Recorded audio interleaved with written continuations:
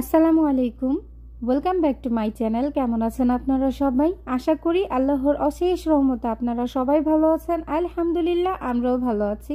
চলে এলাম আবারও আপনাদের কাছে একটা নতুন ভিডিও নিয়ে। শুরুতেই বলে নিই, যারা যারা অলরেডি আমার ভিডিওটি দেখা শুরু করেছেন তারা প্লিজ একটা লাইক দিয়ে কমেন্ট করবেন, আর যারা নতুন আছেন সাবস্ক্রাইব করে আমার পাশে থাকবেন। আর হ্যাঁ, কমিউনিটিতে অবশ্যই একটা লেটার দিবেন, এতে করে আপনাদের ব্যাগ দিতে আমার সুবিধা হবে। ধন্যবাদ। আজকের ভিডিওটা সকাল থেকে স্টার্ট করেছি। আমি এখানে প্যানকেক বানাবো। ছেলে গতকাল রাত্রেই বলেছিল সে কেক খাবে, তো সকাল সকাল ভাবলাম শর্টকাটভাবে প্যানকেকটাই বানিয়ে দিই, সাথে ব্রেকফাস্টও হয়ে যাবে। তো যেইভাবে সেই কাজ। এখানে আমি কেক বানাচ্ছি। ডিম দিয়েছি সুগার, তারপরে দিয়ে দিয়েছি ভ্যানিলা এসেন্স, এক এক করে দিয়ে দিলাম লবণ, বেকিং পাউডার। সব কিছু দিয়ে আগে ডিমটা ফেটে নিচ্ছি ভালো করে। আমি প্যানকেকটা বানাবো আটা দিয়ে। আমার ঘরে ময়দা ছিল, কিন্তু ভাবলাম যে ময়দা না আটা দিয়েই প্যানকেকটা করি।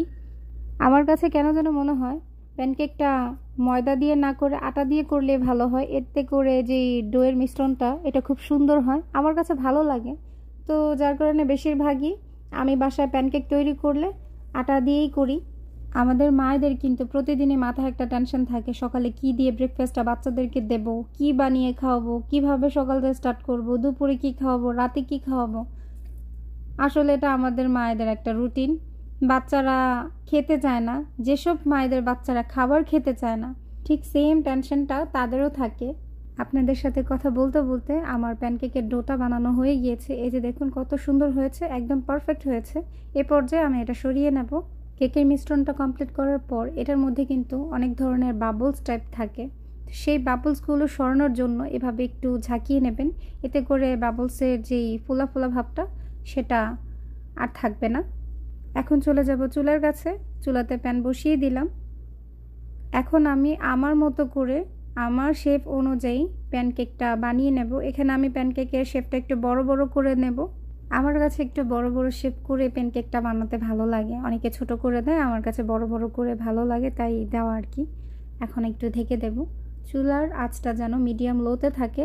কিছুক্ষণ পর আমি ঢাকনাটা উঠিয়ে নেব। এই যে দেখুন, প্যানকেক হতে কিন্তু বেশি টাইম লাগে না। এ পর্যায়ে আমি প্যানকেকটা একটা স্প্যাচুলার সাহায্যে উল্টে দেব। খুব সাবধানে প্যানকেকটা তৈরি করতে হয়। যদি একটু পরিমাণে চুলার আঁচটা একটু হালকা বাড়তি হয়ে যায় বা আপনার উল্টাতে একটু দেরি হয়ে যায়, তাহলে কিন্তু কালারটা একদম নর্মালি সুন্দর থাকে না, পুড়ে যাওয়ার সম্ভাবনাটাই বেশি থাকে। তো তারপরও দেখুন আমার কালারটা কিন্তু একটু বেশি গাঢ় হয়ে গেছে। তো যাই হোক, তারপরও খারাপ হয়নি, মোটামুটি ভালোই হয়েছে প্যানকেকগুলি। এক এক করে সবগুলো এভাবেই আমি তৈরি করে নেব। আগে মানুষকে দেখতাম যে কীভাবে ডেকোরেশন করে বাচ্চাদের খাওয়ায়, টিভিতে দেখতাম যে এইভাবে করে ওইভাবে করে। তো ভাবতাম যে ইস, কত ধরনের কত কিছু করে বাচ্চাদের খাওয়াতে হয়, আমাদের তো দিলেই আমরা খেয়ে ফেলতে পারবো, বাচ্চাদেরকে এত কিছু সাজিয়ে গুছিয়ে দিতে হয়। আসলে এখন বুঝি যে মায়েরা কেন তাদের বাচ্চাদের জন্য এত ডেকোরেশন করে খাবার বানিয়ে দেয়। নিজের উপরে আসলে সবাই সেটা বুঝতে পারে, যেটা এখন আমি খুব ভালো করেই টের পাচ্ছি। এই তো এক এক করে আমার সবগুলো প্যানকেক বানানো হয়ে গিয়েছে। এখন আমি উঠিয়ে নেব। এই তো তৈরি হয়ে গেল আমার প্যানকেক বানানো। সকালের ব্রেকফাস্টে বাচ্চাদের জন্য এরকম প্যানকেক বানালে কিন্তু খুবই পুষ্টিকর এবং স্বাস্থ্যকর একটা খাবার, বাচ্চারা মন ভরে খাবে। তো এই পর্যায়ে আমি দিয়ে দেব মধু। এটা হচ্ছে মধু আর কি। আমার এই মধুটা কিন্তু খাঁটি মধু। এখন বলতে পারেন সৌদি আরবে খাঁটি মধু কোত্থেকে পেলেন? আসলে সৌদি আরবে মধুর খামার আছে, এটা বলা যায় খেজুরের মধু। যেহেতু সৌদি আরবে খেজুরের চাষটা একটু বেশি করা হয়, তো খেজুরের মধুর স্বাদ কিন্তু একদমই আলাদা, অনেক গাঢ় আর খেতেও ভীষণ মজা। আমি কিন্তু প্যানকেকে প্রচণ্ড পরিমাণে সুগার কম অ্যাড করেছিলাম মধু দিব বলে। তো এই তো মধুটা আমি উপরে একটু ডেকোরেশন করে দিচ্ছি, এতে করে খেতেও ভালো লাগবে আর দেখতেও সুন্দর লাগে আর কি। এই যে দেখুন কতটা লোভনীয় লাগছে, খুবই সুন্দর লাগছে। এভাবে যদি আপনি বাচ্চাদেরকে প্যানকেকটা সাজিয়ে দেন, আই হোপ ইনশাল্লাহ বাচ্চারা খুবই পছন্দ করবে। আমার বাচ্চারা কিন্তু খুবই মজা করে খেয়েছে আলহামদুলিল্লাহ। কষ্ট করে একটা জিনিস করার পর যদি বাচ্চারা সেটা খায়, মন ভরে যায়, কষ্টটা কষ্টই মনে হয় না। আমি মনে করি সকল মায়েদের আমার মতো একই অবস্থা। সুস্থ থাকুক সকল মায়েদের বাচ্চারা। এটা হচ্ছে দুপুরের দিকে রান্নাটা বসানোর আগে। আপনাদের ভাইয়া কাঁচামরিচ নিয়ে এসেছিল 2 দিন আগে, তো এটা আর বাছা হয়নি। আমি সবসময় কাঁচামরিচের যেই গোটাটা আছে সেটা ছাড়িয়েই রেখে দিই, এতে করে মরিচটা ভালো থাকে অনেক দিন পর্যন্ত। আর বেশিরভাগই কিন্তু আমি তরকারিতে কাঁচামরিচটা ইউজ করে থাকি। শুকনো মরিচ দেওয়ার পরও বেশিরভাগই আমার তরকারিতে কাঁচামরিচটা থাকে। কেন জানি না, তরকারিতে কাঁচামরিচ না দিলে আমার ভালোই লাগে না। আমার গত ভিডিওতে আপনারা সবাই এত সুন্দর সুন্দর কমেন্ট করেছেন যে বলার বাহিরে। এত ভালোবাসা দেওয়ার জন্য, আমার পাশে থাকার জন্য আপনাদের সবাইকে অসংখ্য ধন্যবাদ। মনে চাই সবার কমেন্টেরই উত্তরটা দিই, কিন্তু সবার কমেন্ট পড়ে তো সম্ভব না। তার থেকে কিছু কিছু আপুদের কমেন্ট পড়বো ইনশাল্লাহ। সামনে বাকি আপুদেরও কমেন্ট আস্তে আস্তে আমি পড়বো। আমার গত ভিডিওতে দিলরুবার হেসেল দিলরুবা আপু লিখেছে, এত দূর থেকে এত মজার মজার খাবার যিনি এনেছে তাকে আমার পক্ষ থেকেও একটা ধন্যবাদ দিয়ে দিলাম। মালাই ক্ষীর দারুণ লোভনীয় হয়েছে। অসংখ্য ধন্যবাদ আপু, তোমার জন্য অনেক অনেক ভালোবাসা রইল, অনেক দোয়া রইল। আরেকজন আপু, তার চ্যানেলের নাম হচ্ছে রাখিস ক্রিয়েটিভিটি অ্যান্ড ব্লগস, রাখি আপু লিখেছে, সত্যি যে এনেছে তার ধৈর্য আছে, তাকে থ্যাঙ্কস জানাও ইনশাআল্লাহ। অসংখ্য ধন্যবাদ আপু এত সুন্দর একটা কমেন্ট করার জন্য। মণিমুসা ব্লগস থেকে মনি আপু লিখেছে, ভাবির ভালোবাসা দেখে মুগ্ধ হয়ে গেলাম, অনেক কিছু নিয়ে গেছে বাংলাদেশ থেকে, মালাই ক্ষীর বানানো দারুণ হয়েছে। থ্যাংক ইউ সো মাচ মনি আপু, অসংখ্য ধন্যবাদ এত সুন্দর কমেন্ট করার জন্য। আরও অনেক আপুর আছে যারা কিনা অনেক সুন্দর সুন্দর কমেন্ট করেছে। এক ভিডিওতে তো সবার কমেন্ট পড়া সম্ভব না, তারপর আমি আস্তে আস্তে আপনাদের এত ভালোবাসা দেওয়ার কমেন্টগুলি আমি অবশ্যই পড়ব ইনশাল্লাহ। আমার প্রত্যেকটা ভিডিওতেই এখন থেকে আমার প্রিয় প্রিয় আপুদের কমেন্টগুলো পড়ব। আসলে আমি যতটুকু জানি যে ভালোবাসা এমনি এমনি কেউ পায় না, সেটা অর্জন করে নিতে হয়। কিন্তু আমি কতটুকু অর্জন করতে পেরেছি সেটা তো আর আমি জানি না। তবে হ্যাঁ, আমি আমার প্রিয় আপুদের ক্ষেত্রে সবসময় একটা কথা বলি, সেটা হচ্ছে ইনশাল্লাহ বিশ্বাস রাখবেন আমার প্রতি। আমি চেষ্টা করব আপনাদের বিশ্বাস ভালোবাসার যোগ্য হয়ে থাকার। এই তো কথা বলতে বলতে অনেক কথা বলে ফেললাম। এখানে আমি ধনেপাতাটা আগে থেকে বেছে ধুয়ে শুকিয়ে রেখেছিলাম, সেটাই আমি একটু বক্সিং করে রাখলাম, এতে করে ধনেপাতাটা ভালো থাকবে।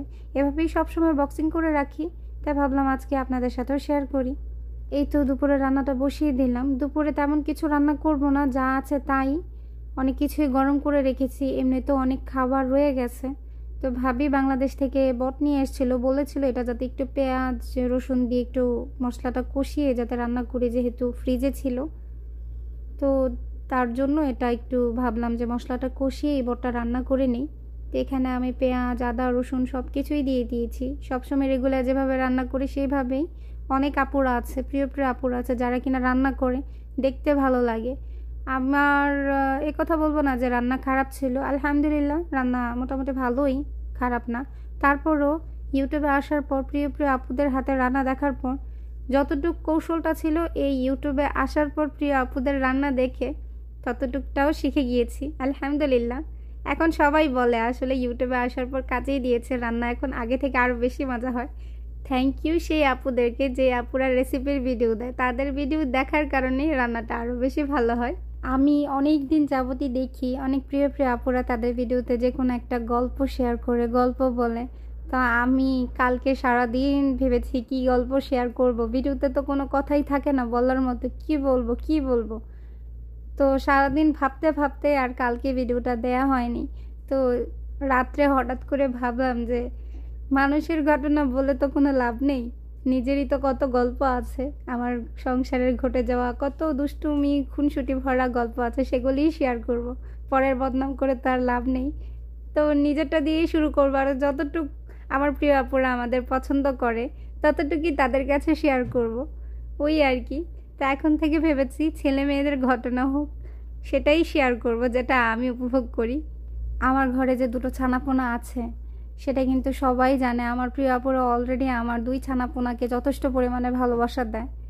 তো সবসময় আমার ছেলেটাকে একটু বেশিই বকাঝকা করি, কারণ মেয়েটা তো ছোট। তো ছেলে যদি একটু ফোনটা ধরে বা কোনো কিছু করে, তা আমি সবসময় ওকে একটু ধমকাই, মেয়েকেও ধমকাই, বলি যে এটা করে না ওটা করে না। কিন্তু আমি যখন রান্না করি তখন তো আর আমি সেটা দেখতে পাই না। তো ওই সময় আমার মেয়ে এসে গোয়েন্দাগিরি করে আমাকে বিচার দেয়, আম্মু দেখো ভাইয়া আবার মোবাইল ধরেছে।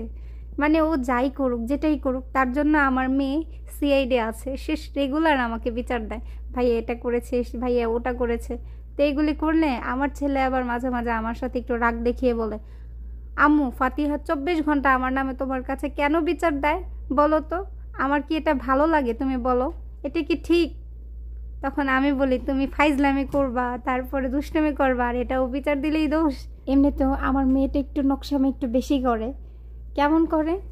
আমার মেয়েটাকে যদি একটু চুলটা এলোমেলো থাকে, যদি বলা হয় যে এলোমেলো, এটা বললে সে অনেক রাগ করে প্রচণ্ড পরিমাণে।